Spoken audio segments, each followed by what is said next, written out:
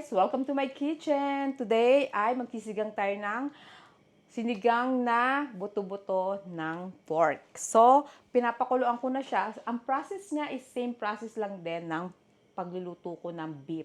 So, pakukuluan, itatapo yung unang kulot, huhugasan, and then ipapakita ko sa inyo. Medyo iba yung way ko sa pork than the beef. So, I'll show you guys later. Okay? Update ko kayo ulit mamaya. So guys, itong kawaling to, itong non-stick na to, umuuga yung mga tatangnan ito. O, di ngayon, sabi ko, higpitan ko nga. Kung si Kano nakakita niya, bibili na agad ng bago. O, pwede pa. O, tignan mo, hindi na siya nauga. O, diba? Hindi na maingay. O, kaya meron ako lagi dito sa kusina na screw. Ayan, meron ako dyan. Pang emergency ko yan. Pag may mga tornilyo dito na kailangan bang madalian. Dito to nakalagay sa kitchen at hindi pwedeng mawala yan dyan sa pinaglagyan ko. O nakita nyo kung gaano ka dark yung mga bula-bulang yan. O diba? Ang best way ganyan at saka nyo itapon, hugasan. Mas maganda yung ganyang kaysa yung parang aalsi-alsi mo isa-isa. Diba yung iba parang hinahapyaw lang. Ganyan. Lubog natin tong iba para kumulo. Yan. Diba? Tapos huhugasan natin. Kaya yung sinigang ko ng beef last time, alam nyo ba? Napakalinamnam ng sabaw. Kasi nga ganun ang ginawa ko.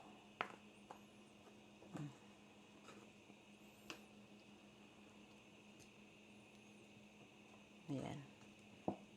Ayan mo lang siyang kumulo ng kumulo. Saka natin siya huhugasan. Okay? Guys, ito yung sampalok na fresh. Ito, ilalagay mo siya dyan. Ito yung binibili ko, ganyan siya, di ba? Oh, pag na-defrost na siya, para din talaga siyang fresh. So, ilalagay natin sa bag. Tapos, pakukuluan natin. Hindi natin isasama dun. Dati sa beef, sinama ko siya. Kasi ang beef, matagal malabog. Ngayon, maboil, maging tender. Ngayon, ang pork is easy lang. Mabilis malabog ang pork. So, isa-separate ko siya sa isang maliit na kaldero. Ganun ang gagawin ko. Di ba? Para sigurado talaga makukuha natin ang katas ng sampalok. Ito yung ating fresh na sampalok na gagamitin natin sa ating sinigang na buto-buto ng baboy. Ang gagamitin kong part ng pork ay neck bone. Ayan. Sampalok, ito, nilagay ko lang siya sa bag, yung cloth na ginamit ko last time. Ganun din gagamitin. Pakukulang ko lang siya ng kulong-kulo hanggang sa umano na yung tawag dyan, ano na yung katas ng sampalok. Kaya ang mga kumulo ng kumulo. At paghuli ko naman siyang ilalagay sa aking sinigang, di ba? Okay, guys. Okay, guys. Sinabi mo, may regla na naman. Ayan. Sinabi mo? Pero kasi doon kami niinit naman ang ulo nun eh. Paglilinis ang bahay, kasi lagi malinis ang bahay. Sinabi mo! Ayan, bakla, chinichismis ka ni Cherilyn.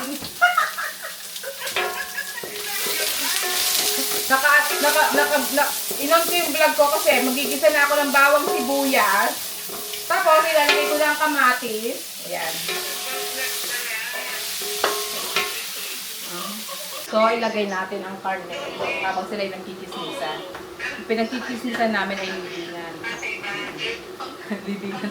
Libingan lang ang pinagchichismisan namin. Okay, lagyan natin itong karne. Ginisa ko rin bawang sibuyas. Tapos, lagyan natin itong beef. Ayan. Ayan. Lagyan natin yung beef. Ayan. Ganyan lang.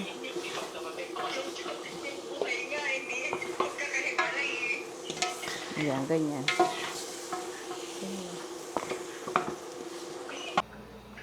Ipagboboil natin ng lobster ang aking amo.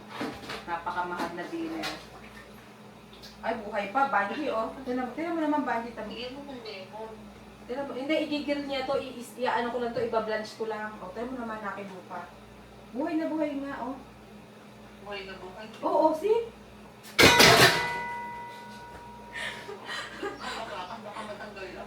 Ay, hindi naka-rubber, Hindi nakapture ng video. Nakapture ng video. Hindi ito naman, kasi nakasipsip ng tubig, kaya nagwawala siya. One time nga, di ba, mainit na tubig. Shit. May ambiga, mainit na tubig, di ba? Yung one time na inilagay ko, buti hindi ako nataramsikan sa mukha. Oh, walang kadala ang gagawin ko na naman. Naku, bata ka. Tapos bibigyan niya ako suhong. Yung mga maliliit na suhong, hindi pa yung malaki, ha? Naku, naku. Ayan. Ay, hindi naman siya umalma. Tinakpan ko agad. Last time, umalma yan, Diyos ko. Hirap na hirap ako magluto. Umalma siya. Oh, this time, wala siya. Kasi natakpan ko agad. Saraduhan at baka yung tumalsik. Baka magwala-wala pa yan dyan, Diyos ko. Konting steam lang yan kasi igigrill ni Kanu yan. Ganun ko sa pag-iihaw ng lobster. Parang iba-blanch mo lang siya. Tapos, sa dami kong binili. Ayun ko talaga makahipon ako. Talagang gusto ko. So, ayan ang update sa ating sinigang na buto-buto. Masarap siya. Wala pa yung, hindi ko pa nalalagyan ng pampaasim kasi binuboil ko pa yung sampalok. Ganyan lang siya. Okay guys, update ko kay mamaya dahil yung sampalok ngayon, isinama ko siya dun sa pinapakulong kong buto-buto after ko siya mal-boil na. Ngayon, lalagyan ko siya ng hot water para makuha ko lahat yung katas. Yung katas ng sampalok na nasa bag. Okay, bye-bye.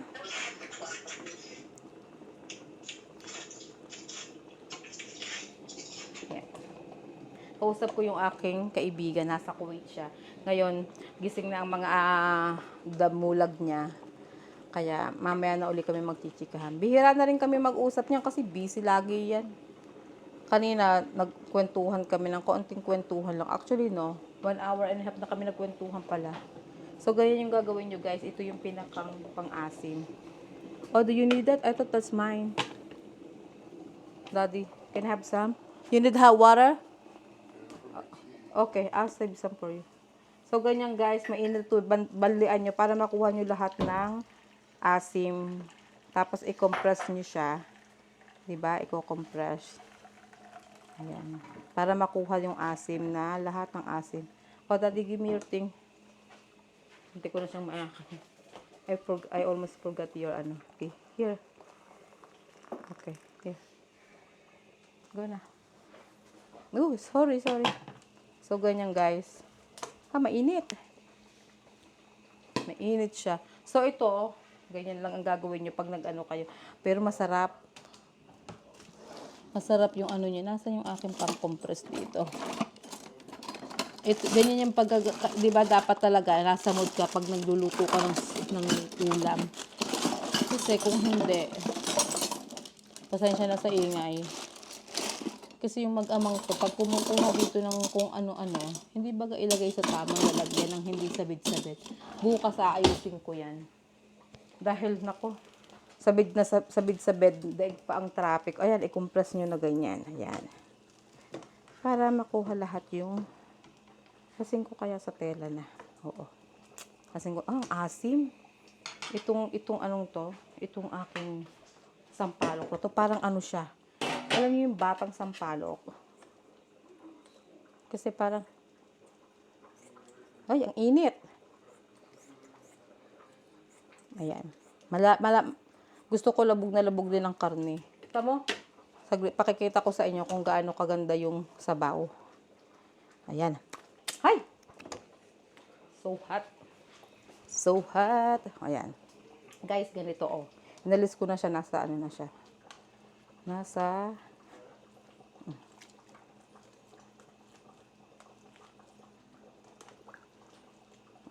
ito yung press talaga to na sampaloks, guys. Ganito ang pag-ano. Daddy, come here. Can you take a picture?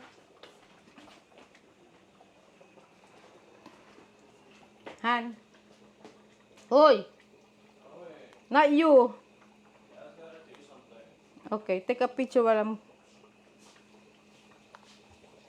You take a picture nicely, ha? Like this. Make it high. Hold the two hand, anak.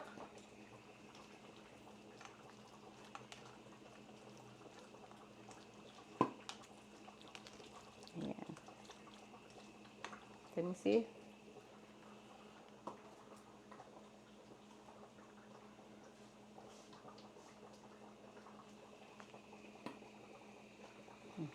Okay naman ang picture. Ay, ako sa anak ko.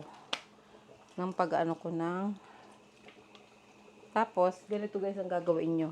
Yung pinag-anuhan niya, yan. Sasalain nyo pa rin yan para makuha lahat ng ano, ng asim. Ayan. Ganyan. Sasalain nyo ha.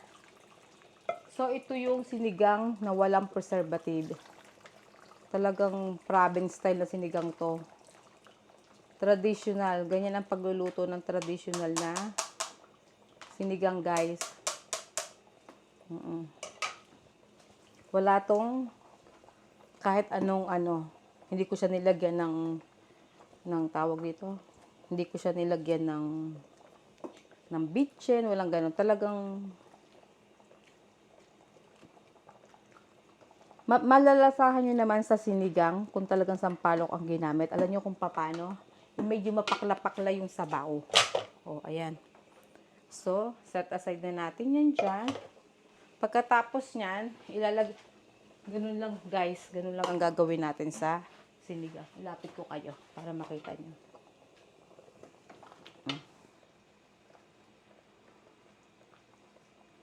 Ayan. Nakita nyo ang sabaw. Tingnan nyo. Hindi pa siya labog na labog. Diba? Ha? Okay. Cook na. Let's cook. Go eat na in the table. Use this one so it's not messy. Let it cool down. Ayan. Okay. Ayan, ganyan lang guys. Kulo-kulo lang yan. Yung grill lobster ni Little, oh. Ayan. Sana hindi niya kainin yung ano. Sana hindi niya kainin yung ayun yung pinakang mga aligi. Sana hindi niya kainin yung aligi. Hindi siya nakatingin. Ayan, harap. Okay. Ayan ang dinner ni Little, oh. Does it Little, you're not gonna have anything? Ayan ang dinner niya. Kaya sa sinigang, tingnan natin kung labog na ba ang mga karne. Nakita niyo kung gaano kalapot ang sabaw. Nako. Try natin. Hindi pa siya masyadong. Bakit ang tagal? Kasi walang takip tong aking anong to eh. Wala siyang takip. Matamis-tamis siya. Konti pa, hayaan mo siya malabog bago ko ilagay yung mga gulay. Konting kulo pa. Hayaan mo siyang kumulo ng kumulo. Tari ko nga ito. Bibili nga ako ng malaking takip nito. Maghahanap ako. Actually, meron. Meron ako yung isang kaldero kong malaki. Kailangang hanapin ko siya. Naandun yata siya sa storage ko. So, hayaan mo lang siyang kumulo. Alam nyo ba guys, matamis-tamis yung ano, yung sinigang ko. Hindi ko naman siya nalagyan ng asukal. I guess yung sampalok. Kasi this time, talagang fresh na fresh yung sampalok. Ang sarap guys, my God. Okay? Update kayo pagluto ng ating sinigang at tayo kakain na very very soon. Hindi ko pa itinatapon yung sampalok na ito. So, yung ipambabanto natin guys, pwede nyo pa rin bantuan yung itong sampalok na inano natin. Yung sampalok na inano natin kanina binoil. Ayan o. Nilagyan ko ulit ng hot water. O, diba? So, yung ibabanto nyo, maano pa rin siya, maasim-asim pa rin. Ganyan lang. Lagyan nyo pa ng tubig. Yung ipambabanto nyo, diba? Mainit na tubig to eh. Ayan. Diba? Kuha lahat ang katas. Kaya yung mga nasa Pilipinas, mas masarap yung ganito, maniwala kayo sa akin. Sa amin, pagka talagang walang pambili ng ano, ito, ganito.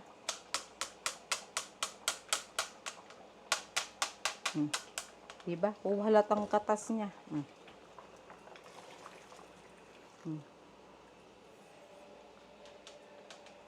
Ayan. Last na yan. Hindi ko na yan. Tama na to.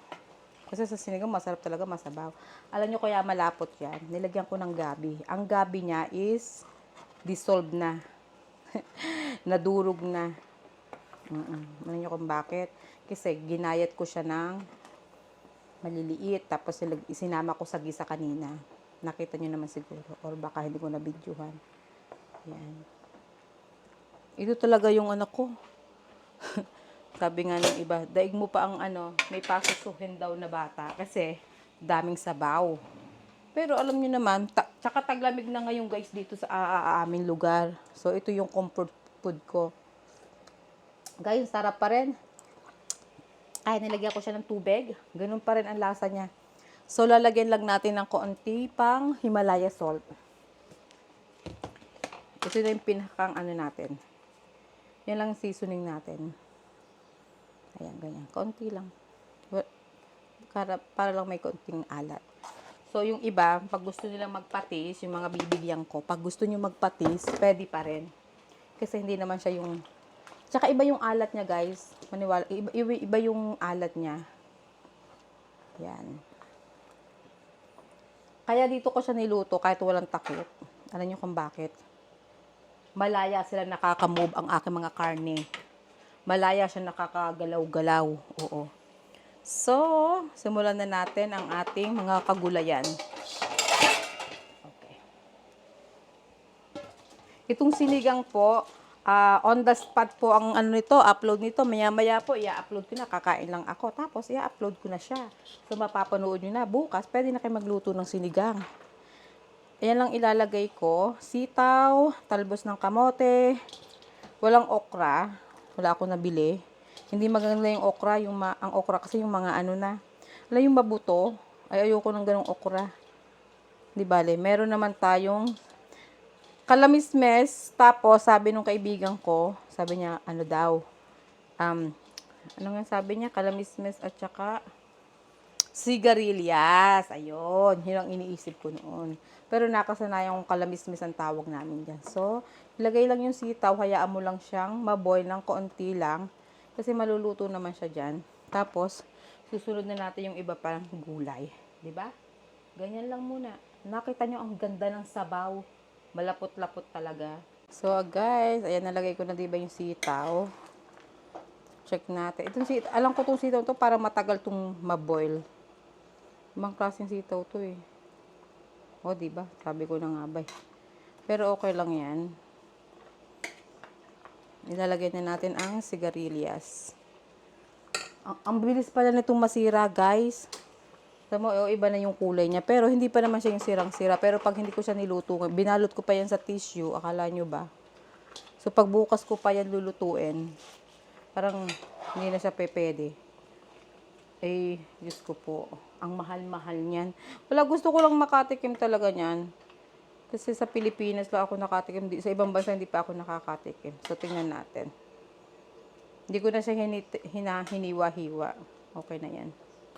Pakulo lang. After pakulo, then I put the rest of the vegetable, which is, hindi ko siya lalagyan ng talong. Alam niyo kung bakit? Ayoko. Ayoko na may talong. Ayan, guys. Diba? Tikman uli natin.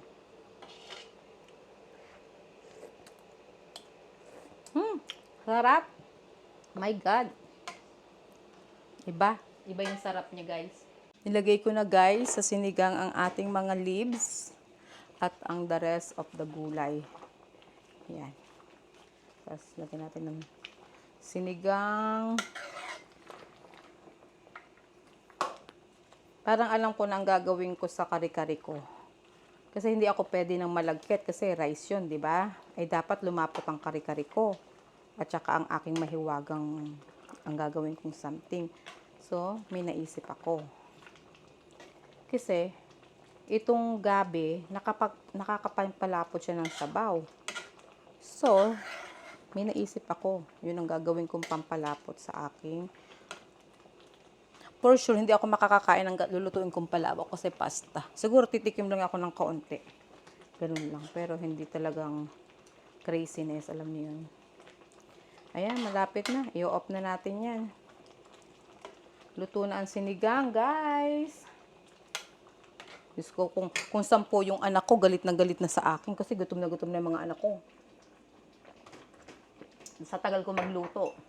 'Di ba? Walang cut ang aking pagluluto, guys. At walang edit. Hindi pala. Siyempre may cut kasi ang haba talaga ng luto ko. Parang 2 oras ko yata ito. Hindi man tayo pwede mag-vlog ng 2 oras. Pero guys, walang edit. Hindi ko siya i-edit. Yan na kung ano yung video ko dyan. Yan na yun. Di ba? Oh? Yan ang aking sinigang. Sinigang na napakarami. Okay guys. Off na yung, inop ko na yung fire, yung ano niya, apoy niya. So, ayan guys, sana may bakit ganyan? Putol ang aking head. Ayan. Sana may natutunan kayo kung paano magluto ng probinsya way na walang preservative ang ating sinigang. As in, like old style kung paano lutuin. Pasalamat kayo, wala akong palayo. Kung hindi, sa palayo ko yan niluto. Alam niyo yun, nung unang panahon, sa clay pot ng luluto ang matatanda noon. So, minsan, bibili nga ako ng palayo kasi parang gusto ko magluto ng tulingan. Anyway, tsaka na natin pag-usapan ng tulingan na yan. So, palalamig-lamigin ko lang ng konti at kakain na ako kasi, guys, ngayon ko din to i-upload. Ngayong araw, today is Tuesday sa US, sa Pilipinas is Wednesday. So, ngayon ko rin siya i-upload. So, hindi ko alam kung yung pagkain ko ma-upload ko na kasi medyo late. Plus, parang katitikim ko na busog na ako. So, baka hindi ko na kung makakakain ako ngayon ng sinigang or bukas na ako kakain. Kasi nga, parang nabusog ako. Parang nabusog na ako sa katitikim ng sabaw. Yes, guys, that's it. Luto na ang ating sinigang. And thank you for watching. This is Manager Judy at nagsasabing, see you next time sa aking vlog. And God bless you po. And don't forget to share, like, and subscribe. And don't skip ad. Nakakalimutan ko na. Alam niyo kung bakit? Papagod na ako. Dami ko niluto today. So anyway, okay lang yung carry bells lang kasi ini-enjoy ko yung ginagawa ko. By the way po, sa Sabado po, this coming Saturday, ang ating aguinaldo mula kay Manager Judy. #aguinaldo kay Manager Judy. Huwag niyo kong kakalimutan pag nag-share kayo ng video ko, ilalagay niyo yung word na yon. Para alam ko po na kayo po ay wants to join. Kayo mismo po ang maglalagay and then i-share niyo po yung ating YouTube vlog, especially for today, ang ating pork sinigang na buto-buto. Na, take notes, walang preservative at all healthy ang ating paggawa ng ating sinigang. Diba? Kaya guys, huwag kalimutan, i-share and like ang ating video. And sa Saturday po, 2 ang ating pipiliin para sa ating maswerteng mananalo or let's say, lucky person. Oh, ganun din yung swerte. Tinagalog ko lang, in English ko lang, whatever. So anyway, ang tamang turn ay ang 2 nating ka-manager ang mabe-bless ng pang-aguinaldo sa darating na Pasko. Okay guys, don't forget, sa Sabado, manood kayo at ating i-announce kung sinong nanalo sa ating aguinaldo mula kay Manager Judy. Okay? Don't forget to like and share. Don't forget to like and share our video. Thank you guys. Bye. God bless.